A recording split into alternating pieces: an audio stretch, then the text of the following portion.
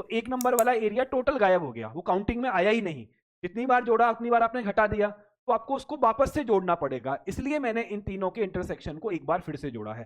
जब इन दोनों को लिया तो ये एरिया प्लस 5 जोड़ा, जब इन दोनों को लिया तो ये एरिया प्लस 5 जोड़ा, तो 5 आपका 3 बार आया है। आपको क्या चाहिए? एग्जैक्टली 2 वाले।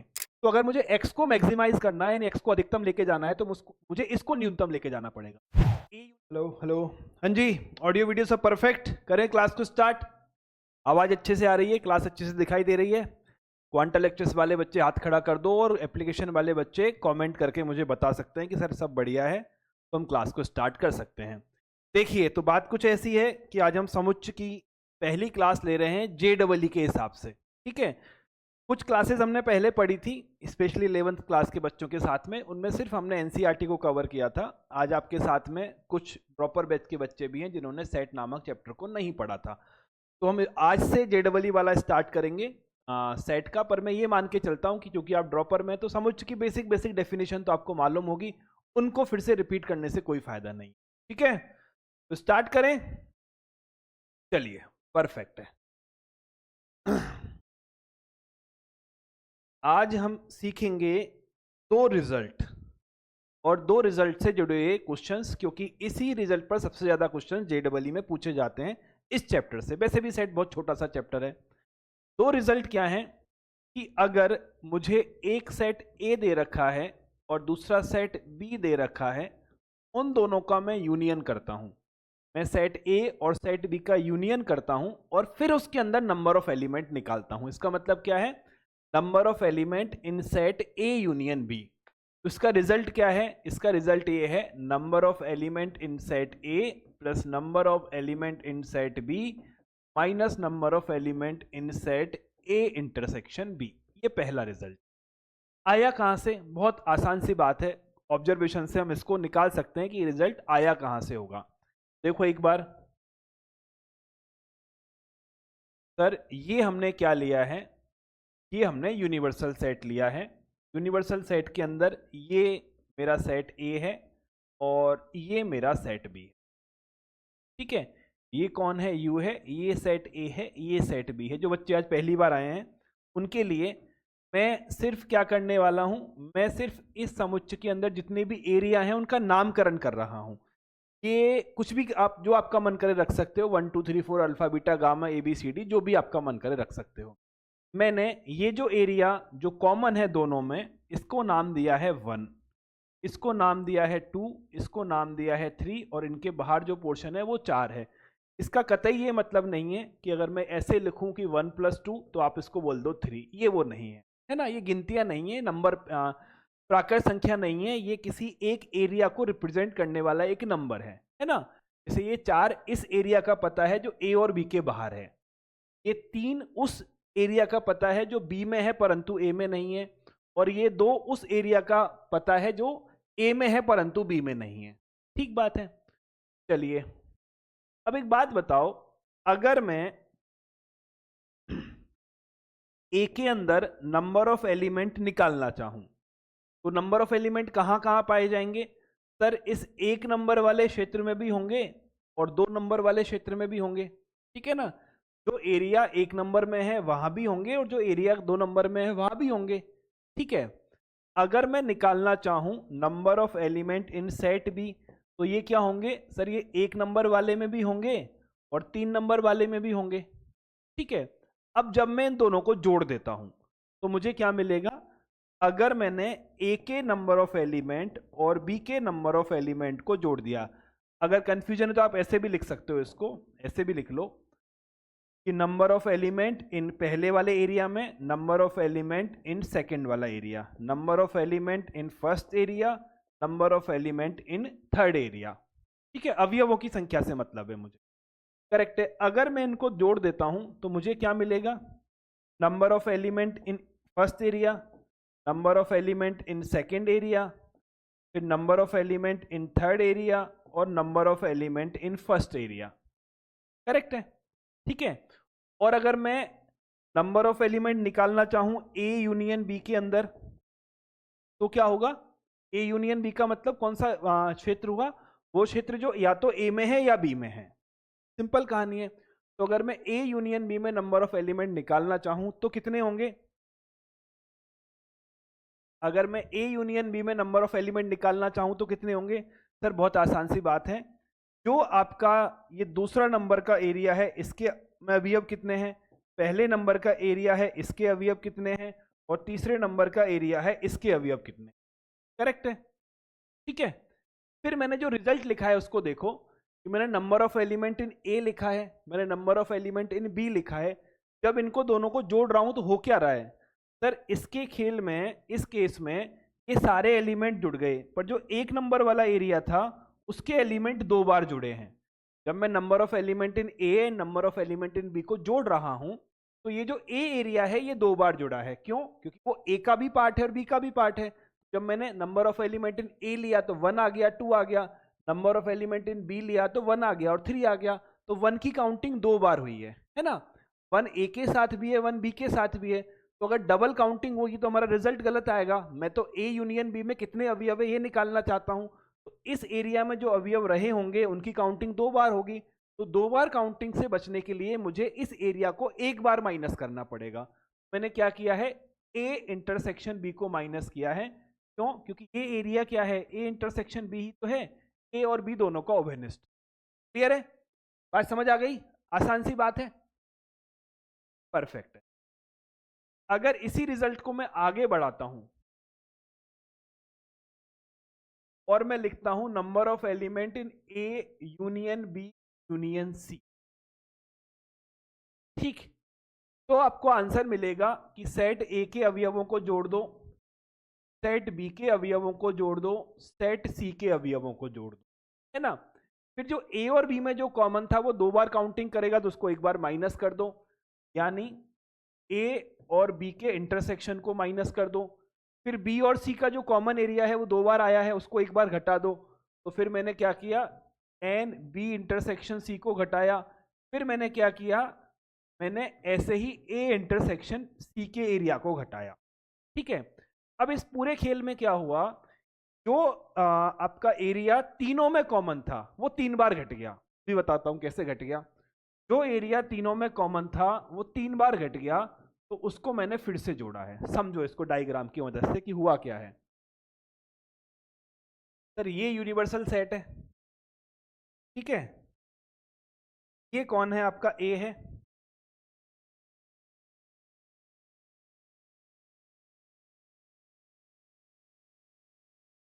ये कौन है आपका, बी है,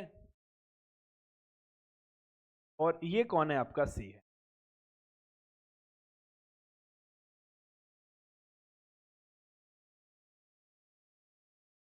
ठीक है, ये सेट ए है, ये सेट बी है, ये सेट सी है। करेक्ट। अब ध्यान से समझना, जब मैं number of element in set ए बोल रहा हूं तो ये पूरा का पूरा एरिया आएगा, और जब मैं number of element in set B बोल रहा हूं तो ये पूरा का पूरा एरिया आएगा, जिसमें से ये जो एरिया है एक नंबर वाला और ये जो एरिया है 2 नंबर वाला, इसकी काउंटिंग 2 बार हो गई है ना? ए के साथ भी और बी के साथ भी है, तो एक बार माइनस कर दिया। तो मैंने किसको माइनस कर दिया, ए और बी के इंटरसेक्शन में 1 और 2 था, इसको मैंने माइनस कर दिया। क्लियर कहानी है? तो क्या हो गया सर, एक बार आपका 2 हट गया, एक बार आपका 3 घट गया। ठीक बात है। फिर मैंने क्या किया, number of element in set B लिया, तो ये सब कुछ आ जाएगा, ये 1 भी आएगा और ये 3 भी आएगा। ठीक है, फिर मैंने नंबर ऑफ एलिमेंट इन, क्या बोल रहा हूं मैं, हाँ ठीक है, जब number of element in set B लिया, फिर मैंने number of element in set C लिया, तो क्या हो गया, इस 1 और 3 की 2 बार काउंटिंग हो गई। करेक्ट है, तो फिर मैंने इसको माइनस कर दिया एक बार में। इसको माइनस किया है, बी इंटरसेक्शन सी को माइनस किया है। फिर अगर मैं बात करता हूं इस वाले एरिया की, 1 नंबर वाले और 4 नंबर वाले की, 1 नंबर 4 नंबर कहाँ आया है सर, ये ए में भी है और सी में भी है, तो 2 बार काउंटिंग है। तो 2 बार काउंटिंग से बचने के लिए जो एक्स्ट्रा हुआ है उसको मैंने हटा दिया है। एक्स्ट्रा कौन है, ए इंटरसेक्शन सी है, मैंने इसको हटाया। वापस से समझो मैंने क्या बोला, मैंने ये बोला जब मैं number of element in A को जोड़ रहा हूँ, number of element in B को जोड़ रहा हूँ, number of element in C को जोड़ रहा हूँ, तो इस पूरे केस में हो क्या रहा है, इस पूरे केस में ये हो रहा है, ये जो एरिया था 1 और 2 ये ए में भी था और बी में भी था। ठीक है, तो ए के साथ भी जुड़ गया और बी के साथ भी जुड़ गया। करेक्ट है, तो मैंने क्या किया, इसको हटा दिया, एक बार हटा दिया तो ये माइनस हो गया। फिर मैंने क्या किया, ये जो एरिया 1 और 3 है ये बी में भी है और सी में भी है, तो ये बी के साथ भी जोड़ेगा, सी के साथ भी जोड़ेगा, तो 2 बार आएगा, तो एक बार मैंने हटा दिया, तो 1 और 3 आपका माइनस हो गया।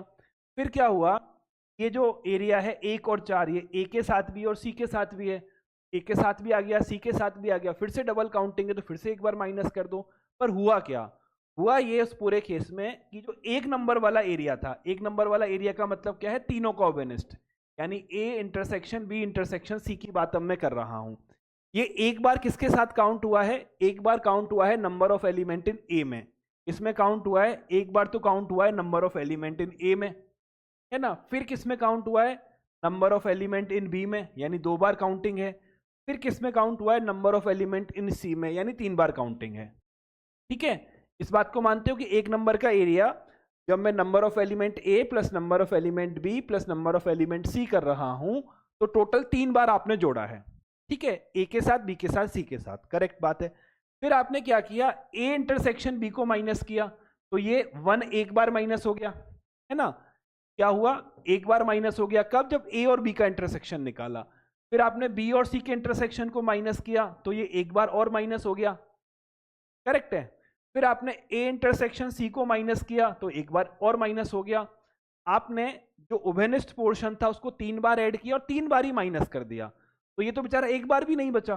समझ रहे हो मेरी बात को, इसी चीज को आप 3 बार जोड़ते हो, 3 बार माइनस कर देते हो, तो आपने कुछ नहीं किया है। तो बेसिकली हुआ क्या, जैसे ही मैंने इनको माइनस किया तो एक नंबर वाला एरिया टोटल गायब हो गया, वो काउंटिंग में आया ही नहीं। जितनी बार जोड़ा उतनी बार आपने घटा दिया, तो आपको उसको वापस से जोड़ना पड़ेगा, इसलिए मैंने इन तीनों के इंटरसेक्शन को एक बार फिर से जोड़ा है। आई होप बात कुछ कुछ समझ आई होगी, आई पूरी समझ आई या कुछ कुछ समझ आई, समझ गए बात को, है ना। तो रिजल्ट क्या है, ए के एलिमेंट जोड़ दो, बी के एलिमेंट जोड़ दो, सी के एलिमेंट जोड़ दो, उनकी काउंटिंग में क्या है, इंटरसेक्शन 2 बार जुड़ा है उसको हटा दो। फिर जब इंटरसेक्शन को हटाओगे तो जो तीनों का इंटरसेक्शन है वो 3 बार माइनस हो जाएगा। 3 बार माइनस से बचने के लिए क्या करोगे, एक बार उसको फिर से जोड़ दोगे। ठीक, चलिए अब कुछ एक सवाल लगाते हैं। शिवानी, आवाज तो प्रॉपर आ रही है ना तुम लोगों का आज। Hello sir. हम्म, आवाज आ रही है सर? आ रही है, बोलिए। सर यही वाला एक बार फिर से रिपीट कर दीजिए सर, समझ में नहीं आया एक बार, मतलब 3, ये एक बार फिर से बता दीजिए सर। हम्म,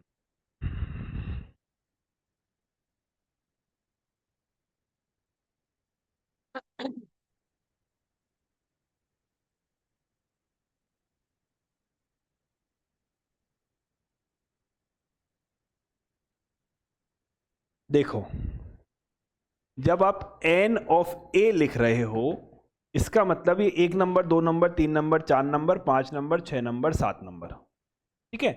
सबका नामकरण मैंने अलग अलग कर दिया है, ठीक है। जब जो एन ऑफ ए आपने लिखा है तो 1 भी आया है, 2 भी आया है, 3 भी आया है। ये 3 क्यों आएगा, 1 आएगा, 2 आएगा, 4 आएगा और 5 आएगा, टोटल यही पोर्शन है इसमें। जब आप एन ऑफ बी लिखोगे तो क्या होगा, 1 आएगा, 2 आएगा, 3 आएगा और 6 आएगा। और जब एन ऑफ सी लिखोगे तो 1 के, 3 के, 4 के और 7 के सभी अवयव आ जाएंगे, है ना। अवयवों की संख्या को हम जोड़ेंगे, क्लियर बात है। अगर मैं इन तीनों को जोड़ देता हूं, अगर मैं इन तीनों को जोड़ देता हूं तो मैंने क्या किया है, ये 1 को मैंने 3 बार गुना किया है, यानी 1 के अवयवों को मैंने 3 बार काउंट किया है, ठीक है। 1 के अवयव कितनी बार काउंट हुए हैं, 3 बार काउंट हुए हैं। तो इसको ऐसे लिख देते हैं ताकि आपको कंफ्यूजन ना हो, 3 इंटू नंबर ऑफ एलिमेंट इन 1, ठीक है। ये जो 2 के एलिमेंट हैं ये 2 बार काउंट हुए हैं, यानी 2 times of number of element इन 2। और ये जो 3 है ये भी 2 बार काउंट हुए हैं, यानी 2 times of number of element इन 3। ठीक बात है। फिर क्या हुआ है, फिर क्या हुआ है सर, ये 1 3 बार आ गया, 2 2 बार आ गया, 3 2 बार आ गया और ये 4 2 बार आ गया, यानी जो ये नंबर ऑफ एलिमेंट चौथे वाले एरिया के हैं ये भी आपके 2 बार आए हैं। पांचवें वाला एरिया एक ही बार काउंट हुआ है, छठे वाला एरिया भी एक बार काउंट हुआ है और सातवें वाला एरिया भी एक बार काउंट, ठीक है। बात क्लियर है। तो ये जो 2 नंबर वाला है ये 2 बार है, ये 3 नंबर वाला 2 बार है, 4 नंबर वाला 2 बार है और 1 नंबर वाला 3 बार है।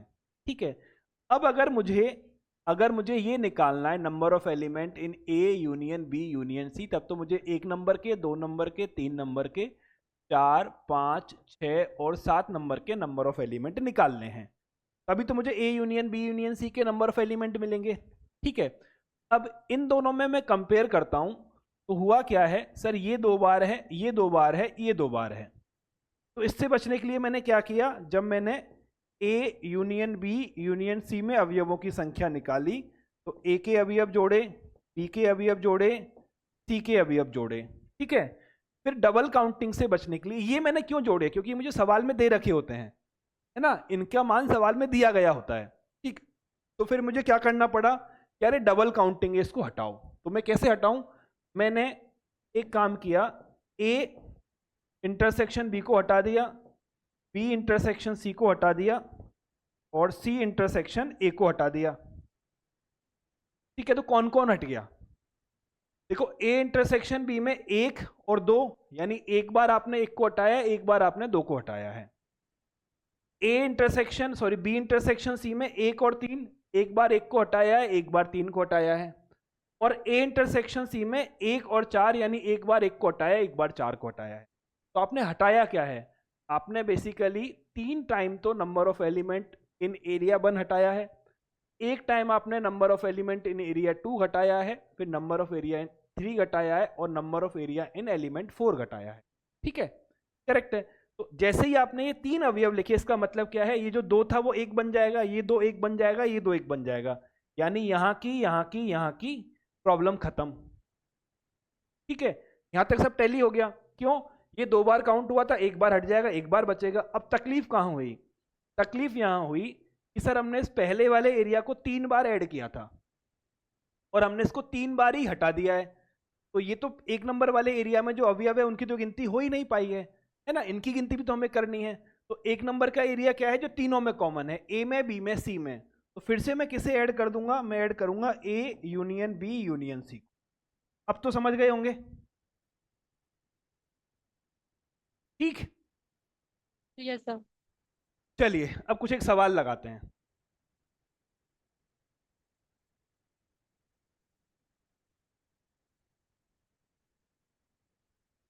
आ जाओ।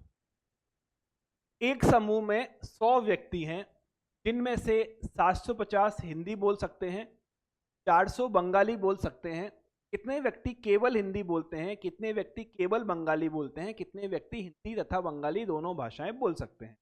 करेक्ट है, ये आपका सवाल है। इन जनरली जेडबलई में सवाल बोर्ड पर लिख कर नहीं लाता, हाथ से लिखता हूं, पर ये क्वेश्चन क्या थोड़े लंबे लंबे हैं, लिखने में मुझे ज्यादा जोर आता है। तो अभी अब चाहो साथ में लिख सको तो लिख लो, नहीं तो कॉपी में 4-5 लाइन की जगह छोड़ दो, बाद में क्लास के बाद लिख लें। और जेडबलई वाले बच्चे नोट्स क्लास में ही बनाते हैं, बाकी समय में उनको क्वेश्चन की प्रैक्टिस करनी होती है। ये आदत मत डालना कि यहाँ बैठ के सुनोगे मुझे और बाद में अपने नोट्स बनाओगे, उतना समय आपको नहीं मिलेगा। ठीक है, इसलिए मैं जेडबलई में क्वेश्चन पीपीटी लेके नहीं आता, उसमें सिर्फ क्वेश्चन को हाथ से यहीं लिखता हूं, ताकि जब मैं लिखूंगा आप नोट्स में उतार लोगे।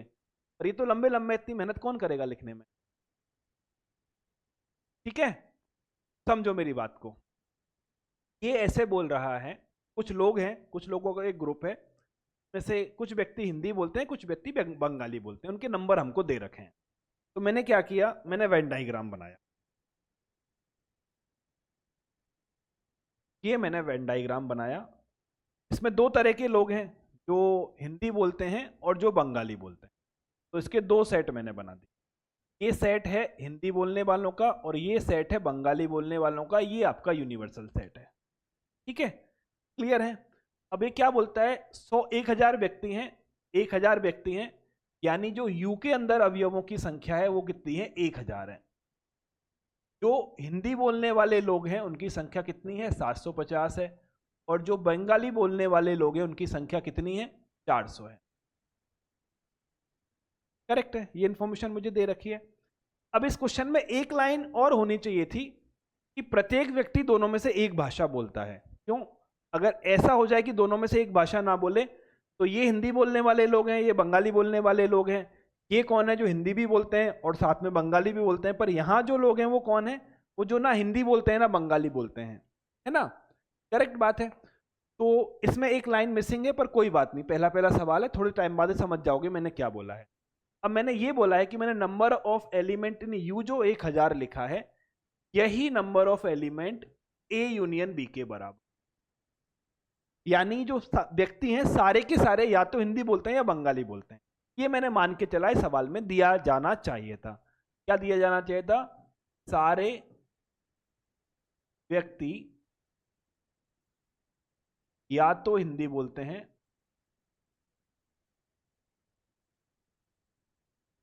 या सारे व्यक्ति एक भाषा बोलते हैं, कम से कम एक भाषा बोलते हैं, कम से कम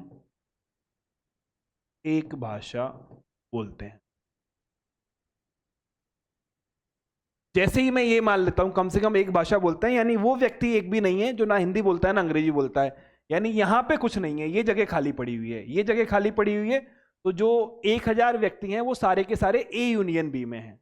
ठीक बात है, क्लियरिटी, यहां तक बात हमारे समझ आ गई। तो मैंने क्या रिजल्ट पढ़ा था? मैंने रिजल्ट पढ़ा था कि अगर मैं H यूनियन B के अवयवों की संख्या निकालूंगा तो वो H के अवयवों की संख्या, B के अवयवों की संख्या और H इंटरसेक्शन B के अवयवों की संख्या के माइनस के बराबर होगी। ये रिजल्ट हमने अभी अभी पढ़ा है। क्यों? क्योंकि सर जो उभयनिष्ठ पोर्शन है उसकी 2 बार काउंटिंग है, एक बार हमें हटाना पड़ेगा। ठीक बात है। तो इसका मान कितना है सर? इसका मान तो है 1000। हिंदी बोलने वाले कितने हैं? 750। बंगाली वाले बोलने वाले कितने हैं? 400 लोग। दोनों बोलने वाले लोग कितने हैं मुझे नहीं मालूम, है ना। दोनों कितने लोग बोलते हैं इसका का आइडिया मुझे नहीं है। ठीक है, तो जो व्यक्ति दोनों लैंग्वेज बोलते हैं वो कितने होंगे? ये तो 1000 लोग आ गए, यहां से कितने आए? 1150 लोग आ गए। तो जिन लोगों ने दोनों हिंदी भी बोली है और बंगाली भी बोली है वो कितने हैं? इसको यहां ले आया, इसको यहां ले आया, 1150 माइनस 1000 बराबर 150। ठीक है, यानी ऐसे व्यक्ति जो दोनों लैंग्वेज बोलते हैं वो मेरे पास कितने हैं? 150 हैं। ठीक है, अब एक बात बताओ, टोटल हिंदी बोलने वाले लोग कितने हैं? 750। 750 में से 150 हिंदी भी बोलते हैं बंगाली भी बोलते हैं, तो केवल हिंदी बोलने वाले कितने बचे? यानी यहाँ के लोग। तो सर 750 में से 150 को माइनस कर दो तो 600 हो जाएंगे। ठीक है, 600 प्लस 150 750 हो जाएंगे। 600 केवल हिंदी बोलते हैं और 150 हिंदी और बंगाली दोनों बोलते हैं। ठीक है, आगे आ जाओ। बंगाली बोलने वाले टोटल कितने हैं? बंगाली बोलने वाले टोटल मेरे पास लोग हैं सर 400।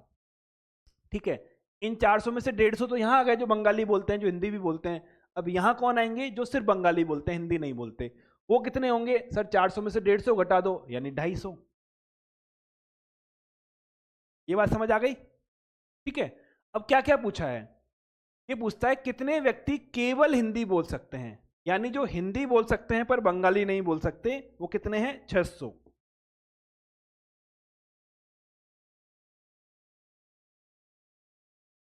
आगे क्या है? कितने व्यक्ति केवल बंगाली बोल सकते हैं?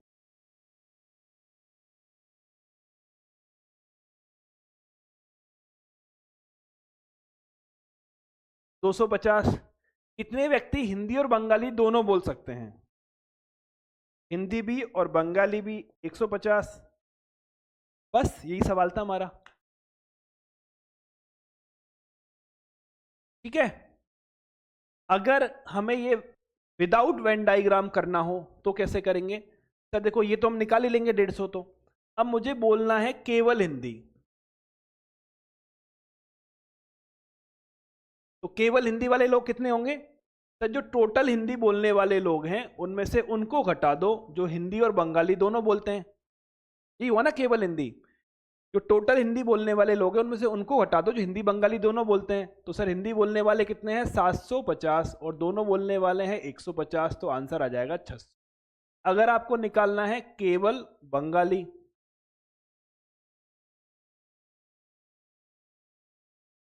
तो क्या करोगे? जितने बंगाली बोलने वाले हैं उनमें से उनको हटा दो जो हिंदी भी बोलते हैं और बंगाली भी बोलते हैं, यानी 400 में से 150 को घटा दो तो आपको क्या मिलेगा? 250।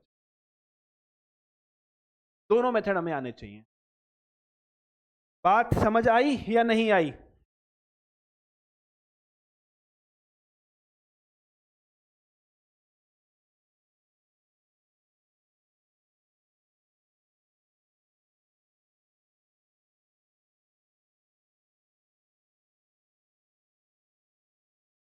Clarity, any doubt?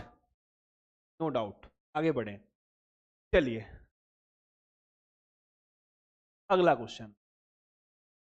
80 व्यक्तियों के समूह में प्रत्येक व्यक्ति या तो हिंदी या इंग्लिश या दोनों लैंग्वेज बोल सकता है। यानी ये सवाल बेहतर है। ये क्या बोलता है कि 80 लोग हैं जो या तो हिंदी बोलते हैं या अंग्रेजी बोलते हैं, यानी हिंदी और अंग्रेजी का जो यूनियन है वो मिला के 80 हमें दे रखा है। ठीक है, कौन बोलता है? या तो हिंदी बोलते हैं या इंग्लिश बोलते हैं। ठीक है, यदि 55 व्यक्ति इंग्लिश और 40 व्यक्ति दोनों भाषाएं बोल सकते हैं तो हिंदी बोलने वाले व्यक्तियों की संख्या ज्ञात कीजिए। क्या क्या दे रखा है? हमको दे रखा है कि इंग्लिश और हिंदी दोनों लैंग्वेज, यानी या तो इंग्लिश या हिंदी। ठीक है, या तो इंग्लिश या हिंदी बोलने वाले लोग कितने हैं? 80 लोग हैं। इसमें से केवल और केवल जो अंग्रेजी बोलते हैं वो लोग कितने हैं? 55 लोग हैं। और ऐसे व्यक्ति जो इंग्लिश भी बोलते हैं और हिंदी भी बोलते हैं वो कितने हैं? 40 लोग। तो हमें क्या निकालना है? हमें हिंदी बोलने वाले व्यक्तियों की संख्या ज्ञात करनी है। क्लियरिटी निकालो एक बार, करो सॉल्व, तो डायरेक्ट ही हो जाएगा। वेन डायग्राम को वेन डायग्राम क्यों कहते हैं? आदमी का नाम है, इंग्लिश लॉजिशियन था उसके नाम पे रखा है। शुक्ला, पर बेटा तेरे हेडफोन से आवाज आएगी नहीं, मुझे अनम्यूट तो कर देता हूं पर आवाज मेरे तक पहुंचना मुश्किल है। बोलो आकाश, बोलना हेलो। बेटा। हम्म हेलो सर। हम्म सर 40 बच्चे इंग्लिश बोलेंगे, 40 व्यक्ति। नहीं वो ठीक है बेटा, वो इंग्लिश बोलेंगे वो तो निकाल लेंगे। अभी आंसर के लिए हाथ खड़े मत करो, वो समझ ना आया उसके लिए हाथ खड़े करो, आंसर तो निकाल लेंगे अभी। आंसर तो मुझे कॉपी में दिखा दिया करो वहीं से, कैमरे में देख लेता हूँ। ठीक है। ठीक है Nishi. Hello sir. Hmm hello. हाँ जी बोलिए। आवाज। सर ठीक, लिख नहीं पा रहे हैं। क्वेश्चन के लिए जगह छोड़ दो, जब पीडीएफ मिलेगा लिख लेना, सॉल्यूशन लिख लो केवल। Okay sir.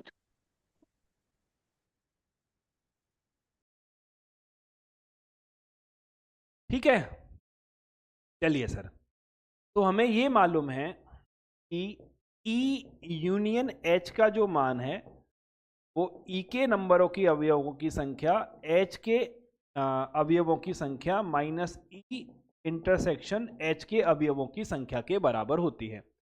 तो यूनियन का मान कितना है? 80 है। अंग्रेजी बोलने वाले कितने लोग हैं? 55 लोग हैं।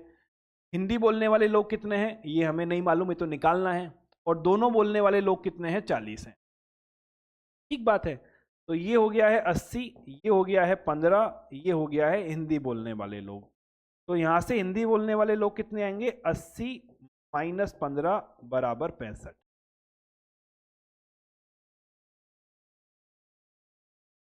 बात ठीक है?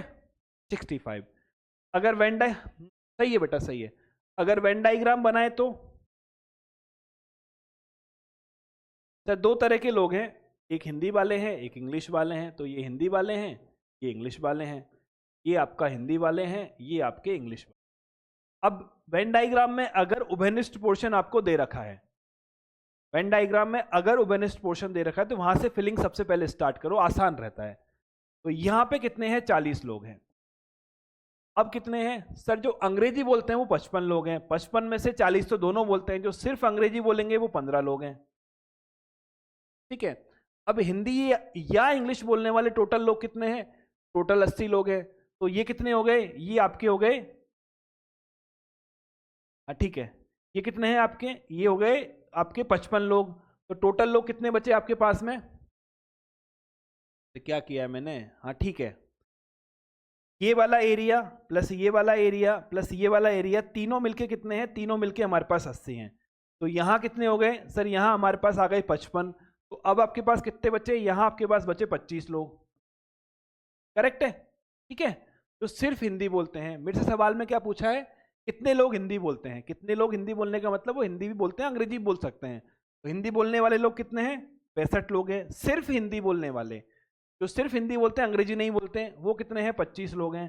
जो सिर्फ अंग्रेजी बोलते हैं वो कितने हैं? 15 लोग हैं। ये आपका सवाल है। ठीक, चलिए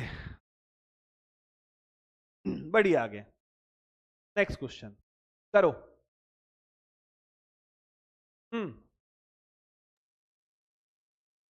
बोलो। हेलो सर, एक बार पीछे को कर दीजिए, ऐसे ही आवाज बता दे कम क्या आ रही है, मैं ऐसे ही बता दूंगा, बोल।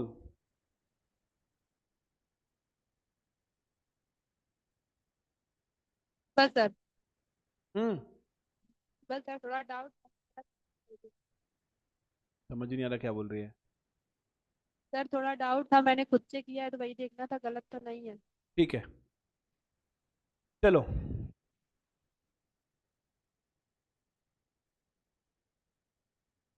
ये बोलता है कुछ सदस्यों के एक समूह में प्रत्येक सदस्य दो भाषाओं में से कम एक भाषा बोल सकता है, हिंदी या कन्नड़ बोल सकता है। यदि 150 सदस्य हिंदी बोलते हैं, 80 सदस्य हिंदी बोलने वाले लोगों की संख्या कितनी है? 150 है। जो लोग कन्नड़ बोल सकते हैं उनकी संख्या कितनी है? 80 है। 70 सदस्य दोनों भाषाएं बोल सकते हैं, यानी हिंदी इंटरसेक्शन कन्नड़ दोनों लोग 70 बोल सकते हैं।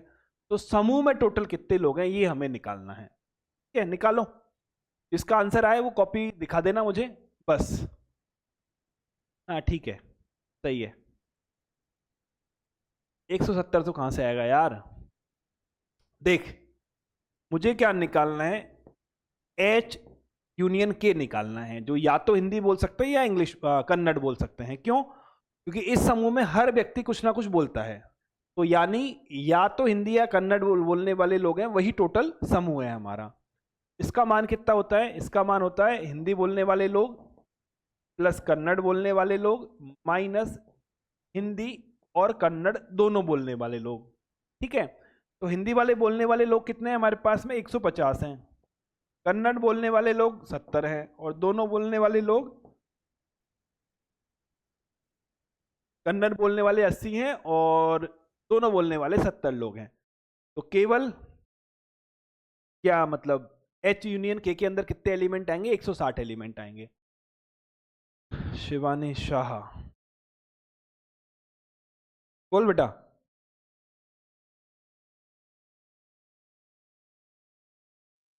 सर इसके पहले वाला क्वेश्चन गलत है आंसर इसका। इससे पहला वाला क्वेश्चन आपका गलत हो गया ये?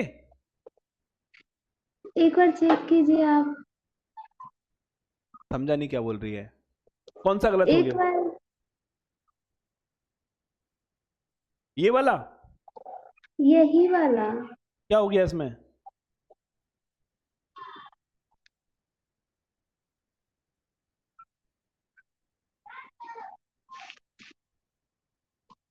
कोई बात नहीं, तू घर बैठ के करना, हो जाएगा। बहुत आसान वाले सवाल में कुछ भी नहीं है। चलो आगे बढ़ो, म्यूट कर लो, म्यूट। ये बोलता है 25 छात्रों के सर्वे में यह पाया जाता है कि 15 बच्चे हैं जो गणित, 12 बच्चे हैं जो फिजिक्स और 11 बच्चे हैं जो केमिस्ट्री पढ़ते हैं। 5 गणित और केमिस्ट्री दोनों पढ़ते हैं। 9 गणित और भौतिकी दोनों पढ़ते हैं। 4 भौतिकी और रसायन दोनों पढ़ते हैं। 3 छात्र तीनों विषयों को लेते हैं। छात्रों की संख्या ज्ञात कीजिए जो इसे इसे आपको बताते हैं। ये आपका सवाल है, लिख लो एक बार फटाफट, फिर बनाने की कोशिश करो, फिर मैं बनाता हूँ। ठीक है, नोट डाउन करो, क्वेश्चन को सॉल्व करने की कोशिश करो, फिर मैं आंसर की तरफ आता हूँ। टोटल 25 बच्चे हैं, 15 गणित में है, 12 फिजिक्स में है, 11 केमिस्ट्री में है। गणित और केमिस्ट्री में 5 हैं, गणित और फिजिक्स में 9 हैं, गणित फिजिक्स और केमिस्ट्री में 4 हैं। 3 बच्चे तीनों सब्जेक्ट में हैं। केवल गणित और जो भी कुछ है वो बताना है आपको। बनाए, क्योंकि एप्लीकेशन में तो आपकी एक आईडी क्रिएट हुई है ना, तो वो तो मुश्किल है, पता नहीं मुझे होता हो तो, पर जूम में हो जाएगा आराम से। अब क्या क्या इन्फॉर्मेशन मुझे दे रखी है? 25 टोटल बच्चे हैं, वो बात ठीक है। ये बोलता है कि जो मैथमेटिक्स पढ़ते हैं वो टोटल 15 बच्चे हैं, जो फिजिक्स पढ़ते हैं वो टोटल है 12 बच्चे हैं, और जो केमिस्ट्री पढ़ते हैं वो टोटल 11 बच्चे। जो मैथमेटिक्स भी पढ़ते हैं और केमिस्ट्री भी पढ़ते हैं वो टोटल 5 बच्चे हैं। जो मैथमेटिक्स भी पढ़ते हैं और फिजिक्स भी पढ़ते हैं वो टोटल 9 बच्चे हैं। और जो फिजिक्स भी पढ़ते हैं साथ में केमिस्ट्री भी पढ़ते हैं वो टोटल 4 बच्चे हैं। और जो फिजिक्स, केमिस्ट्री और मैथमेटिक्स पढ़ते हैं वो टोटल 3 बच्चे हैं। ये इन्फॉर्मेशन हमारे पास है। नहीं, आपको कुछ नहीं करना, जेड वाली आज से स्टार्ट हुई, यहीं से पढ़ना है। ठीक बात है। अब वेन डायग्राम बनाने की कोशिश कर। तो ये हमारे पास है सेट मैथमेटिक्स का, ये हमारे पास सेट है फिजिक्स का, और ये हमारे पास सेट है केमिस्ट्री का। तो ये कौन है? ये मैथमेटिक्स है, ये फिजिक्स है, और ये कौन है? केमिस्ट्री। अब वेन डायग्राम को फिल करना स्टार्ट करते हैं। ठीक है, तो सबसे पहले जो तीनों में कॉमन है वो कितना है? 3 है। ठीक, अब ये बोलता है कि मैथमेटिक्स और फिजिक्स में टोटल 9 बच्चे हैं, यानी ये दोनों एरिया मिलाकर 9 हैं। तो अगर यहाँ 3 आ गए तो यहाँ कितने बचेंगे? टोटल 6 बच्चे बचेंगे। ठीक है, कॉमन सेंस की बात है। अब ये बोलता है कि फिजिक्स और केमिस्ट्री में 4 हैं, यानी फिजिक्स और केमिस्ट्री यहाँ पर 4 बच्चे हैं, जिसमें से 3 तो यहाँ आ गए। अब कितना बचेगा? एक स्टूडेंट बचेगा। फिर ये बोलता है कि मैथमेटिक्स और केमिस्ट्री में टोटल 9 बच्चे हैं। अब इन दोनों में मिलाकर 9 हैं, तो ये नहीं, मैथमेटिक्स और केमिस्ट्री में टोटल 5 बच्चे हैं, तो इन दोनों में मिलाकर 5 हैं, 3 यहाँ आ गए, तो अब आपके पास कितने बचेंगे? 2 बच्चे बचेंगे। ठीक बात है। अब आगे देखो, पूरी मैथमेटिक्स में 15 हैं, यानी ये सब मिलाकर 15 हैं, जिसमें से 9 और 2 11 तो चले गए। तो अब यहाँ कितने बचे? 4 बच्चे बचे। फिर बोलता है पूरी फिजिक्स में 12 हैं, इन सब में 12 है, तो 9 और 1 10 रह गए। तो यहाँ कितने बचे? 2 बच्चे बचे। और पूरी केमिस्ट्री में 11 है, तो 5 और 1 6 चले गए, तो यहाँ पे कितने बचे? 5 बच्चे। ठीक कहानी है। अब देखते हैं हमसे पूछा क्या क्या गया है। हमसे पूछा गया है केवल गणित, यानी जो केवल गणित पढ़ते हैं और कुछ नहीं पढ़ते, वो कितने हैं? टोटल 4 बच्चे। इजी है ना? आगे आ जाओ। गणित और भौतिकी पढ़ते हैं पर केमिस्ट्री नहीं, गणित और फिजिक्स पढ़ते हैं, यानी ये 6 और 3 9 है, पर जो केमिस्ट्री नहीं पढ़ते, यानी इन 3 को निकाल दो, तो कौन बच गया? सिर्फ और सिर्फ ये 6 बच्चे बच गए। क्लियरिटी? कौन बच गए? सिर्फ ये 6 बच्चे बच गए, क्योंकि ये 9 बच्चे फिजिक्स भी पढ़ते थे, मैथमेटिक्स भी पढ़ते थे, और इसमें से 3 बच्चे केमिस्ट्री भी पढ़ते हैं। तो इन 9 में से उन 3 को घटा दो जो केमिस्ट्री पढ़ते हैं, तो सिर्फ फिजिक्स और मैथमेटिक्स पढ़ने वाले 6 बच्चे बचेंगे। ठीक है, कम से कम एक विषय पढ़ते हैं। कम से कम एक विषय का मतलब क्या है? सर इन तीनों में से कोई सा एक सब्जेक्ट पढ़ लो, तो इन सबको जोड़ दो। कितना आया? सर ये आपके पास में आ गया है 10 15, 15 और 3 18, 18 और 5 23, तो टोटल कितने बच्चे हैं? 23 बच्चे हैं जो कम से कम एक सब्जेक्ट पढ़ते हैं। और इसका मतलब यही है, क्या है? Mathematics union physics union chemistry की बात कर रहा है, फॉर्मूले से भी सीधा निकाल सकते हो। ठीक, चलो अब क्या बचा? केवल एक विषय। तो केवल मैथमेटिक्स में 4 है, केवल फिजिक्स में 2 है, और केवल केमिस्ट्री में 5 है, तो 9 और 2 11। तो केवल एक विषय पढ़ने वाले बच्चे कितने हैं? 11। क्लियर? कोई समस्या? बढ़े आगे। क्वेश्चन, एक क्वेश्चन तो जेडब्ल्यू का कर लें कम से कम आज, अगर जेडब्ल्यू का नाम उद्घाटन किया है तो। ठीक है, क्या था श्रेया मौर्य का? क्या था बेटा? बताओ, लिखो इसको फटाफट, सॉल्व करो। और हाँ श्रेया। Hello sir. सर तीसरा वाला बता दीजिए, फिर से नहीं समझ में आया। कोई बात नहीं बेटा, एक बार अपने आप से समझना, फिर समझ नहीं आया तो कल पूछना मेरे से। एक बार खुद घर बैठ के कोशिश करना। अब इस वाले को कोशिश कर जो यहाँ लिखा हुआ है।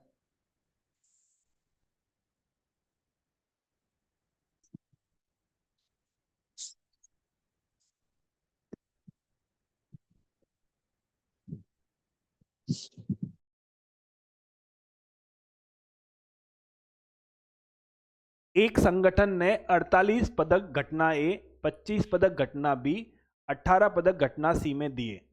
यदि इन पदकों को कुल 60 पुरुषों में वितरित किया गया है और केवल 5 पुरुषों ने तीनों घटनाओं में पदक प्राप्त किए हैं, तो ठीक 2 घटनाओं में पदक प्राप्त करने वाले कितने लोग होंगे? इस बात का आंसर हमें करना है। 2023 में हमसे पूछा गया है और आसान सवाल है।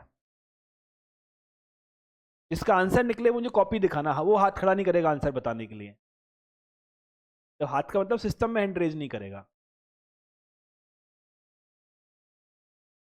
और इसमें तो ऐसे ही बता दो ना सर, एक नंबर, एक ऑप्शन सही है, 2 ऑप्शन सही है, 3 4, इसमें क्या चाहिए?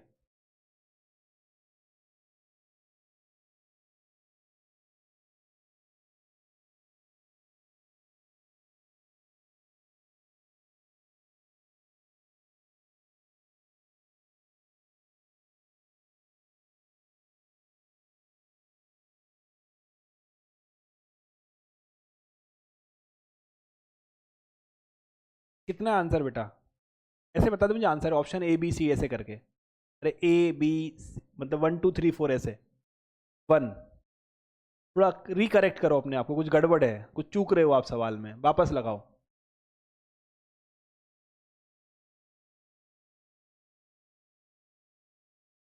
एप्लीकेशन वाले, अरे बिना पेन उठाए सवाल नहीं बनते, पेन उठाओ सवाल लगाओ। मेरी शक्ल देख के क्या मिलेगा?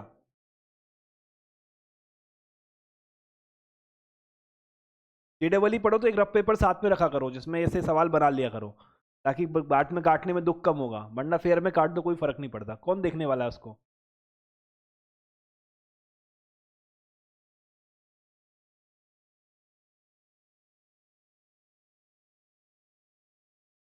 टू, ठीक है।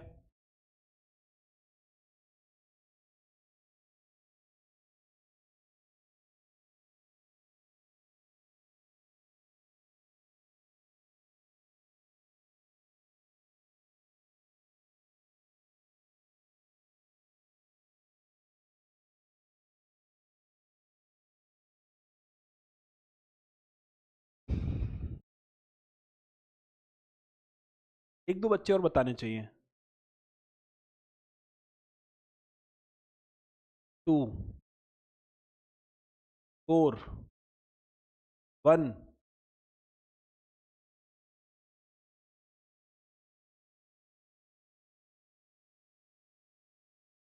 प्रियांशी एंड प्रियम, निकला आंसर?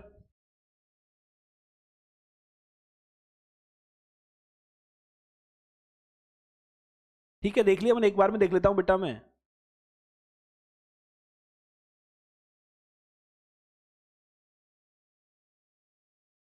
चलो आ जाओ बनाते हैं। क्या है? 3 तरह के लोग हैं, तो 3 तरह के सेट बनाने पड़ेंगे।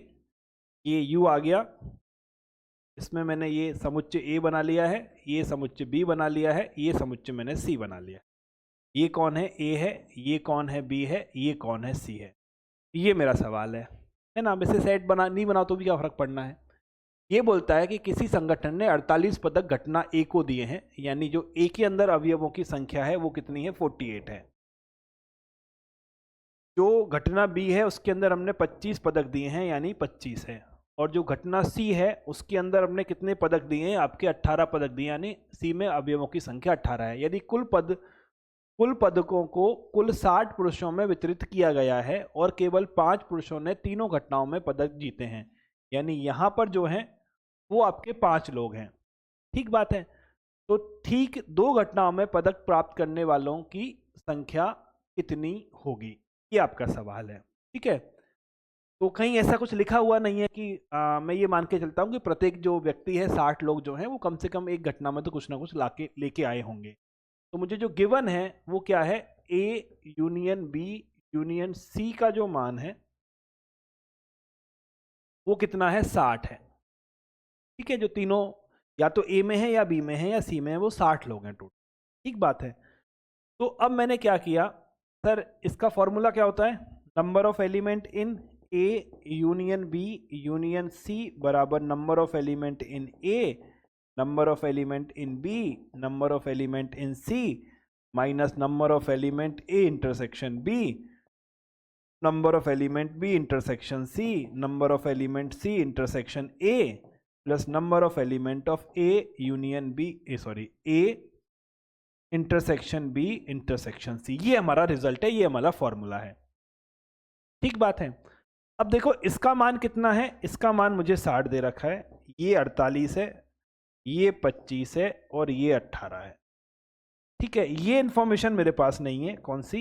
A और B में कितने हैं, B और C में कितने हैं, और C और A में कितने हैं, ये मुझे नहीं मालूम। तो तीनों में कॉमन है, वो 5 लोग हैं। करेक्ट है। इस पूरे के पूरे एक्सप्रेशन को मैं x कॉल कर लेता हूं। ठीक है, इसको x नाम दे देता हूं मैं। तो यहां कितना आएगा? ये आएगा सर 60 बराबर, ये हो गया 30, तो कितना आया? 10 16 1 और 5, ये हो गया 6 7 और आपका 8। ठीक बात है, -x। ठीक किया मैंने? नहीं सर आपने ठीक नहीं किया है। 16 और 10 26 तो 2 आएगा, तो 6 7 9 आएगा, 96 आएगा। ठीक है, कितना आएगा? 96 माइनस एक्स। करेक्ट है। तो x का मान कितना आया सर? यहाँ से जो x की वैल्यू आएगी, x की वैल्यू आएगी 96 माइनस 60 बराबर 36। पर 36 तो ऑप्शन में है ही नहीं, है ना? 36 तो हमारा आंसर है ही नहीं कहीं। क्लियर बात है। पर ये 36 क्या है? ये 36 एक नंबर है जो a और b में है, b और c में है, और c और a में है। आपसे क्या पूछा है? आपसे पूछा है जो ठीक यानी एग्जैक्टली दो घटनाओं में हो। यानी आपसे एक तो ये वाला एरिया पूछा है, एक आपसे ये वाला एरिया पूछा है, एक आपसे ये वाला एरिया पूछा है, एग्जैक्टली दो में हो। तीनों वाले आपको नहीं चाहिए। ठीक है, तो ये जो आपने लिया है यानी a और b का ओबेनिस्ट, b और c का ओबेनिस्ट, और c और a का ओबेनिस्ट, इसमें 5 5 5 3 बार आपने जोड़ा है ना? जब आपने इन दोनों को लिया तो ये एरिया प्लस 5 जोड़ा, जब इन दोनों को लिया तो ये एरिया प्लस 5 जोड़ा, जब इन दोनों को लिया तो ये एरिया प्लस 5 जोड़ा, तो 5 आपका 3 बार आया है। आपको क्या चाहिए? एग्जैक्टली दो वाले। हमें क्या चाहिए? हमें चाहिए ठीक दो घटनाओं में पदक। वो क्या होंगे सर? ये 36 में से आप 5 जो आपने 3 बार ऐड किया है उसे घटा दो, यानी आपको क्या मिलेगा? आपको मिलेगा 36 माइनस 15 यानी 21। तो आपका आंसर क्या होगा? Option number 2। कुछ बात समझ आई? नहीं आई? आ गई? ठीक बात है। चलिए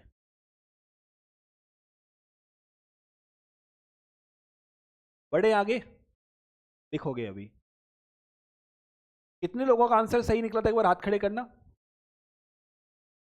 1 2 4, नीचे कर लो। जिनका आंसर गलत निकला वो क्रॉस का वो बनाओ, ऐसे दोनों हाथों का क्रॉस यूं क्यों? जिन्होंने निकाला पर गलत निकल गया, काफी का निकला। नीचे कर लो। अब वो जिनसे क्वेश्चन ही सॉल्व नहीं हुआ वो दोनों हाथ खड़े करो। सर बना ही नहीं हमसे, तो आंसर तक पहुंचे ही नहीं हम। ऐसा कोई नहीं है? 1 2, अरे ये तो हिसाब टैली नहीं हुआ मेरा। तब जिनका सही था उनका एक हाथ होगा, जिनका सही नहीं था गलत था उनके दोनों हुए, जिन्होंने किसी हो नहीं पाया उनके दोनों हाथ खड़े हुए। तो ये मिला के टोटल नंबर ऑफ स्टूडेंट होने चाहिए थे, थोड़ा कम है। ठीक बात है।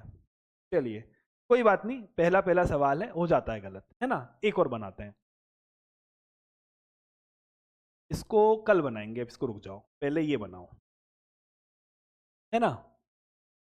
ये 2020 में पूछा है। एक सर्वेक्षण हुआ है, सर्वे हुआ है, मैं पता लगा है कि एक शहर में 63% जो लोग हैं वो अखबार ए को पढ़ते हैं, 76% लोग अखबार बी को पढ़ते हैं, और x% लोग दोनों अखबार यानी ए और बी दोनों को पढ़ते हैं। तो x का संभावित मान क्या हो सकता है?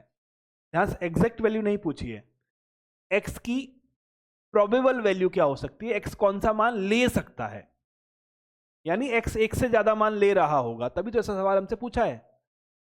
क्लियर है? लगाओ, बनाओ, थोड़ा दिमाग पर जोर डलेगा पर डालो जोर, फिर मैं बताऊंगा।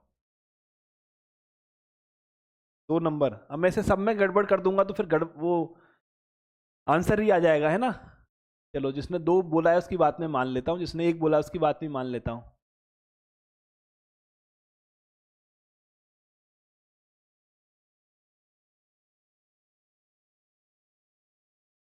एप्लीकेशन वाले 2 बोल रहे हैं, ठीक है? देखते हैं अभी।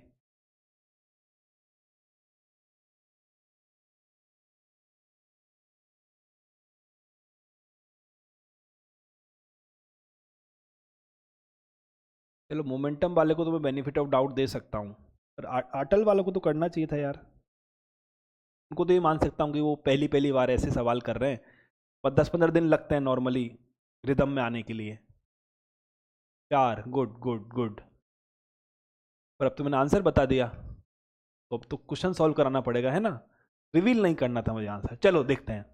एक सर्वे हुआ है जिसमें ये बोला है कि 63% लोग अखबार ए पढ़ते हैं, यानी जो लोग ए पढ़ते हैं वो कितने हैं? 63% लोग हैं। जो अखबार बी पढ़ते हैं वो कितने लोग हैं, वो आपके टोटल 76% लोग हैं, और एक्स जो लोग हैं वो दोनों अखबार पढ़ते हैं। ठीक है, तो एक्स कौन सी वैल्यू ले सकता है ये हमसे पूछा गया है। अब हमारा जो फॉर्मूला है ना, एन ए यूनियन बी बराबर N A plus N B minus N A intersection B. ठीक, ये फॉर्मूला एग्जैक्ट नंबर्स के लिए है, पर इससे हमें कुछ और चीज भी समझ में आती है। क्या समझ आती है कि सर जो ए अखबार पढ़ रहे हैं वो कितने हैं, 63 लोग हैं, और जो बी अखबार पढ़ रहे हैं वो 76 लोग हैं, और दोनों जो अखबार पढ़ रहे हैं वो 100% लोग हैं, क्योंकि सवाल में ऐसा कुछ स्पेसिफिक बोला नहीं है, तो मान के चलते हैं कि दोनों में से एक अखबार पढ़ ही रहे होंगे। ठीक है, तो जो या तो ए पढ़ते हैं या बी पढ़ते हैं वो कितने हैं, 100% लोग हैं। ठीक है, जो दोनों पढ़ते हैं वो x% है, जिसकी वैल्यू मुझे नहीं मालूम। करेक्ट है, ठीक है। चलिए, तो मैंने यहां क्या लिख दिया, मैंने यहां लिख दिया 100, और ये कितना आ गया, ये आपका आ गया 9 और 39 माइनस एक्स। अब यहां से x की वैल्यू 39 मुझे निकल कर आ गई है।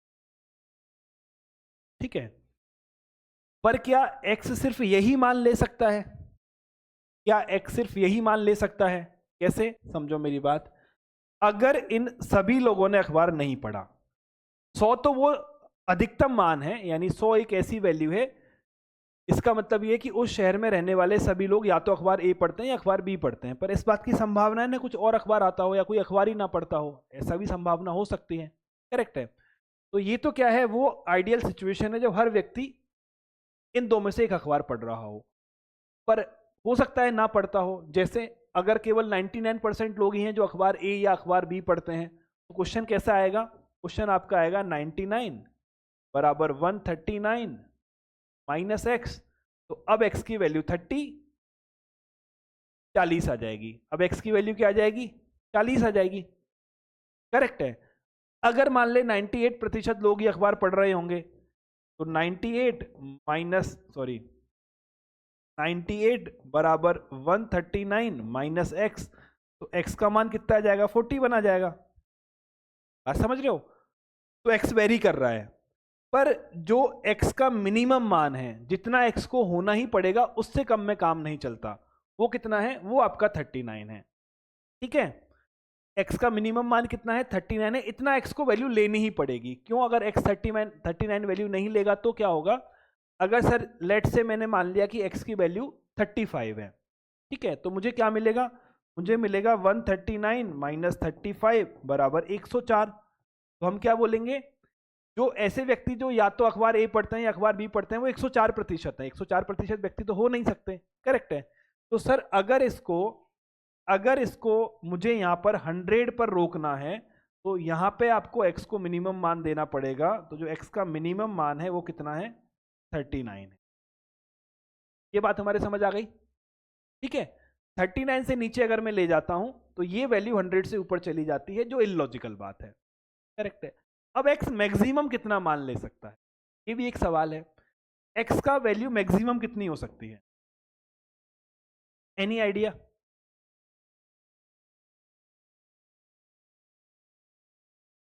करो अनम्यूट, मैं अनम्यूट यहां से कर देता हूं।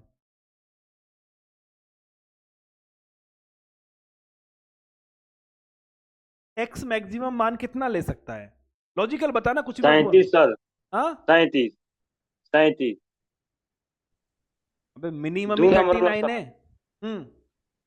63 सर, 63%। 63%? कैसे निकाला ये? कि सर जो 63% है वो 76% के अंदर ही आएगा। परफेक्ट है। और तो अगर उससे बाहर तो आएगा नहीं। अगर हम ऐसी सिचुएशन मानते हैं, है ना, मैं x का अधिकतम मान निकालना चाहता हूं अब कि x बड़े से बड़ा कितना हो सकता है, तो ये जो 63% लोग हैं जो अखबार ए पढ़ रहे हैं, मैं ये मान के चलता हूं ये सारे के सारे बी के अंदर चले गए। बी तो ए के अंदर आ नहीं सकता क्योंकि बी बड़ा है। बी के अंदर नंबर ऑफ एलिमेंट कितने हैं, यानी 76% लोग अखबार बी पढ़ते हैं, तो मैं बी को सेट ए में डाल नहीं सकता, बी बड़ा है ए छोटा है। मैं ये मान लेता हूं कि जो सारे के सारे 63% लोग हैं ये अखबार बी भी पढ़ते हैं, यानी जो ए भी पढ़ते हैं और बी भी पढ़ते हैं, यही तो एक्स है ना। तो एक्स मैक्सिमम कहाँ जा सकता है, 63 पे जा सकता है। तो एक्स की मैक्सिमम वैल्यू कितनी है, 63। और x की मिनिमम वैल्यू है, x की मिनिमम वैल्यू है 39। ठीक है, करेक्ट है। x क्या 64 हो सकता है क्या? नहीं हो सकता, क्योंकि सर ए पढ़ने वाले टोटल ही 64% लोग हैं, 63% लोग हैं। तो 64% लोग कैसे हो सकते हैं जो ए भी पढ़ते हैं और बी भी पढ़ते हैं? नहीं हो सकते ना, करेक्ट है। तो x मैक्सिमम 63 जा सकता है, मिनिमम 39 जा सकता है, इनके बीच में x का कुछ भी मान हो सकता है। तो हमें क्या क्या दे रखे हैं? 29, ये नहीं हो सकता, x को इससे ऊपर जाना पड़ेगा। 37 ये नहीं हो सकता, x को 39 से ऊपर जाना पड़ेगा। 65 ये नहीं हो सकता, क्योंकि 63 से कम आना पड़ेगा। अब एक ऑप्शन बचता है 55, जो ये वैल्यू ले सकता है। क्लियर है? सर 39 तो निकाल दिए थे, इसके बाद नहीं बुझा रहा है सर। इसके बाद डी नहीं? नंबर कैसे हो गया है सर? क्या बोल रहा है? सर 39 एक्स का वैल्यू निकाल दिए थे हम्म, सर, इसके बाद नहीं बुझा रहा है। नहीं बुझा रहा है। क्या इस सवाल में कहीं हेलो ये सर। लिखा हुआ है कि सारे के सारे व्यक्ति या तो अखबार ए पढ़ते हैं या अखबार बी पढ़ते हैं? प्रिया प्रिया रंजन, क्या सर सवाल में इधर कहीं ये लिखा हुआ है प्रतिशत कि में सारे? दिया है। क्या हाँ, कहाँ लिखा है ये बात? 63%। हाँ, 63% लोग एक बार को पढ़ रहे हैं। नहीं नहीं, मैं जो पूछ रहा हूँ कहीं ऐसा लिखा है कि सारे के सारे व्यक्ति या तो अखबार ए को पढ़ेंगे या अखबार बी को पढ़ेंगे, ऐसा लिखा है कहीं? नहीं। नहीं लिखा है। कुछ लोग ऐसे हो सकते हैं जिन्होंने अखबार ए भी नहीं पढ़ा और बी भी नहीं पढ़ा हो। हाँ, हो सकते हैं। हो सकते हैं ना, बात है। हाँ। तो जब सारे के सारे व्यक्ति अखबार ए को पढ़ रहे हैं तो एक्स का मान 39 होना पड़ेगा। हम्म। जब जो व्यक्ति, ऐसे व्यक्ति जो या तो अखबार ए पढ़ रहे हैं या अखबार बी पढ़ रहे हैं, उनकी वैल्यू अगर 100 से कम आती है तो क्या होगा? एक्स की वैल्यू बढ़ेगी घटेगी? एक्स क्या है, मैं एक्स लिख देता हूं यहां पे। एक्स आपका है 139 माइनस 100। 100 का मतलब ये है ए यूनियन बी, यही हुआ ना? अरे हाँ। ये जो वैल्यू है ये तो फिक्स हो गई, ठीक है। इसका मान x है, इसको मैंने यहां लिख दिया। तो x का मान 139 minus number of element in A union B है, करेक्ट है? हाँ या ना? जी। है। हाँ। अब ये तो फिक्स है, ये चेंज हो सकता है, ठीक है। हाँ। अब ए 139 फिक्स है, इसको मैं बदल सकता हूं, करेक्ट है। अब अगर मुझे इसका न्यूनतम मान निकालना है, करेक्ट है, तो 139 तो फिक्स है, इस 139 को ये कम कर रहा है, तो जो कम कर रहा है इसको जब मैं अधिकतम पर ले जाऊंगा तो मिनिमम मान मिलेगा। बात समझना, x एक संख्या में से दूसरी संख्या को घटाने पे मिल रहा है, ये तो फिक्स है, इसमें कुछ परिवर्तन नहीं हो सकता। इसको कम ज्यादा किया जा सकता है, तो जब ये अधिकतम मान लेगा तो x का मान न्यूनतम आएगा, है ना? ठीक बात है। तो इसका अधिकतम मान क्या हो सकता है सर? इसका अधिकतम मान हो सकता है 100, जब सारे के सारे व्यक्ति या तो ए पढ़े या बी पढ़े। तो इसका मिनिमम मान कितना आया? इसका मिनिमम मान 139 माइनस इसका मैक्सिमम मान 100 यानी 39 आ गया। ठीक है, क्लियर बात है? ठीक बात है। अब इसका मैक्सिमम मान क्या होगा? ठीक, इसका मैक्सिमम मान क्या होगा? सर ये तो फिक्स है, ये कम कर रहा है, तो इसको अधिकतम करना है तो कम करने वाले को न्यूनतम करना पड़ेगा, ठीक है। अगर ये कम होता है, अगर इसका मान बढ़ता है तो एक्स का मान कम होगा, इसका मान घटता है तो एक्स का मान बढ़ेगा। सिंपल सी कहानी है। तो अगर मुझे एक्स को मैक्सिमाइज करना है यानी एक्स को अधिकतम लेके जाना है तो मुझे इसको न्यूनतम लेके जाना पड़ेगा। ए यूनियन बी को मुझे न्यूनतम करना पड़ेगा। ए यूनियन बी का न्यूनतम मान हो कितना सकता है? ये है 63, ये है 76, ठीक है। अगर मैं इन 63 को पूरे को उठा के यहां डाल देता हूं तो न्यूनतम मान ए यूनियन बी 76 ले सकता है, ठीक है। 76 के नीचे ए यूनियन बी नहीं जा सकता। क्यों नहीं जा सकता? क्योंकि इतने अभी अब तो बी के अंदर ही पड़े हुए हैं। तो इसका माइनस कितना आया? इसका माइनस आपके पास आ गया 63। अब ठीक है, अब बात समझ आई? All good? हाँ सर, ऑल गुड। चलिए,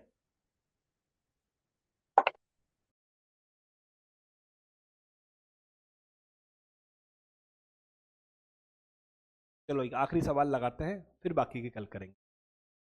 एक अस्पताल के सभी रोगियों में से 89% दिल की बीमारी से पीड़ित पाए गए हैं और 98% फेफड़ों की बीमारी से पीड़ित पाए गए हैं। ठीक है, के प्रतिशत दोनों बीमारियों से पीड़ित पाए गए हैं। तो के निम्नलिखित समूह में नहीं हो सकता, ये मुझे बताना है। तो निकालो, जो व्यक्ति हार्ट से पीड़ित हैं वो आपके हैं 89%। जो व्यक्ति फेफड़े यानी लंग्स से पीड़ित हैं वो कितने हैं? 98%। और जो दोनों से पीड़ित हैं यानी हार्ट से भी और लंग से भी, वो कितने हैं? के प्रतिशत है। ठीक है, तो के का मान निम्न में से किस समूह में नहीं हो सकता? करो।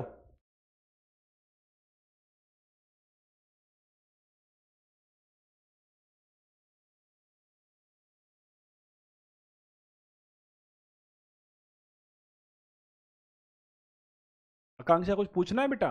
तो अनम्यूट कर ले, मैंने सबको अनम्यूट कर रखा है वैसे भी। हेलो सर, हम्म मैं ये कह रही थी, जैसे आपने जो पिछले क्वेश्चन में बताया है कि मैक्सिमम वैल्यू इसकी 63% हो सकती है, तो मतलब उससे यूनियन की इंटरसेक्शन की? हाँ सर, तो उससे ऊपर कोई वैल्यू नहीं ले सकते हम? नहीं, आप मैक्सिमम वैल्यू इंटरसेक्शन की पूछ रहे हो या यूनियन की पूछ रहे हो? दोनों की अलग अलग वैल्यूज हैं। नहीं सर, इंटरसेक्शन की मैं पूछ रही हूँ। एक समुच्चय में 63 अवयव हैं, दूसरे समुच्चय में 76 अवयव हैं, तो हाँ सर। दोनों समुच्चय में कितने अवयव अधिकतम हो सकते हैं? समझना मेरी। सर, अगर मैं बोलता हूँ 65 अवयव कॉमन है, तो भाई आपके तो ए में तो 63 ही थे ना, उससे ऊपर कैसे चले जाओगे? नहीं तो मतलब उससे नीचे ही ले सकते हैं, उससे ऊपर नहीं ले सकते वैल्यू। हाँ, अगर 55 की जगह अगर 56 या 57 होता तो हम वो ले सकते थे। हाँ ले सकते थे, उस रेंज में आना चाहिए था, यहां आना चाहिए था। 39 और 63 के बीच में कुछ भी ले सकता है, कुछ भी माना जाएगा। ओके सर, बस यही पूछना था। Thank you sir. निकला आंसर किसी का? आंसर के लिए अनम्यूट मत करना, ऐसे ही बता देना कि सर ये ऑप्शन सही है, ये ऑप्शन सही है। इसको जिसने पिछला किया उससे ये भी बनना चाहिए।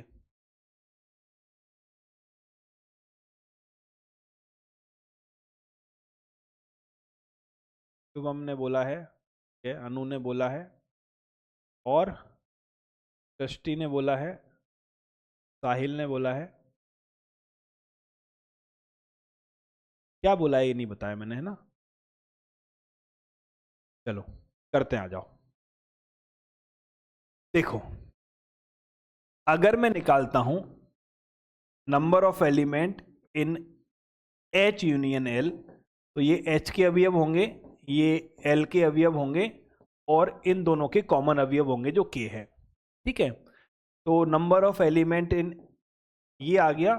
H में कितने हैं? 89% है, 89 है मतलब, और लंग्स के कितने हैं? 98 हैं, तो ये K आ गया है। ठीक है, तो K का मान कितना है सर? ये कितना हो गया? ये हो गया 7 और 8 माइनस ये हो गया। ठीक है, दोनों को जोड़ा 187 माइनस नंबर ऑफ एलिमेंट जिनको हार्ट की भी है और लंग्स की भी बीमारी है। ठीक है, अब एक बताओ, जो K का मैक्सिमम मान होगा और जो K का मिनिमम मान होगा वो कितना होगा? सर देखो, अगर K को मैक्सिमम लेके जाना है तो इसको मिनिमम लेके जाना पड़ेगा।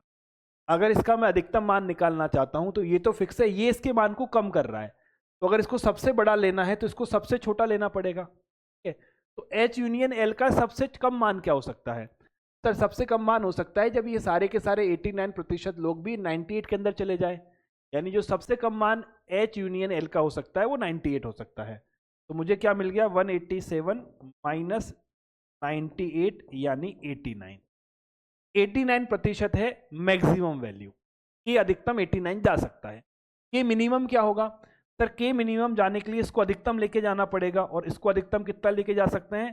100 पे, तो मुझे मिल गया है 87, यानी के का मान 87 से बड़ा होगा और 98 से छोटा होगा। ये कहानी है। ठीक है, अब यहां देखो, ये बोलता है 79, 81, 83, 85, इनमें से कोई भी अवयव ऐसा नहीं है जो इस रेंज में आता हो। कौन सी रेंज में? इस रेंज में 87 से 89 वाले रेंज में अगर आता हो, ऐसा एक भी अवयव नहीं है। करेक्ट है, यानी इनमें से कोई मेरा आंसर नहीं हो सकता। यहां देखो सर, यहाँ पे 87 है जो यहां आ जाएगा, ये आंसर हो सकता है। यहाँ पे 89 है जो आंसर हो सकता है। यहाँ पे आपका 88 है जो आंसर हो सकता है, पर इनमें से एक भी आंसर नहीं हो सकता। क्लियर? बात समझ आई? चलिए, तो ये थी हमारी आज की क्लास, पहली क्लास JEE की। उम्मीद करते हैं कि आपको कुछ कुछ बातें समझ आई होंगी। DPP मैंने आपके एप्लीकेशन में अपलोड करा दी है, आपको टेलीग्राम पर भी मिल गई है। मैं आपका क्या बोलते हैं, कुछ क्वेश्चन सेट के बेसिक प्रॉपर्टीज़ के भी हैं, और बाकी क्वेश्चन आपके ये जो कार्डिनलिटी यानी गणनता वाले सवाल हैं इनके भी हैं। तो आपको DPP करनी है, उसके रिटन सॉल्यूशन साथ में ही दे रखे हैं। ऐसा कुछ नहीं है कि आपको कुछ इधर उधर जाना पड़ेगा, उसी फाइल के अंदर सॉल्यूशन है। तो कुछ ना बने तो आप उसे चेक कर सकते हैं। ठीक है, आज मैं क्वेश्चन आंसर नहीं ले पाऊंगा क्योंकि हमने ऑलरेडी काफ़ी समय ले लिया है क्लास में। तो ये थी हमारी आज की क्लास, फिर मिलते हैं नेक्स्ट क्लास में। जय हिंद, जय भारत।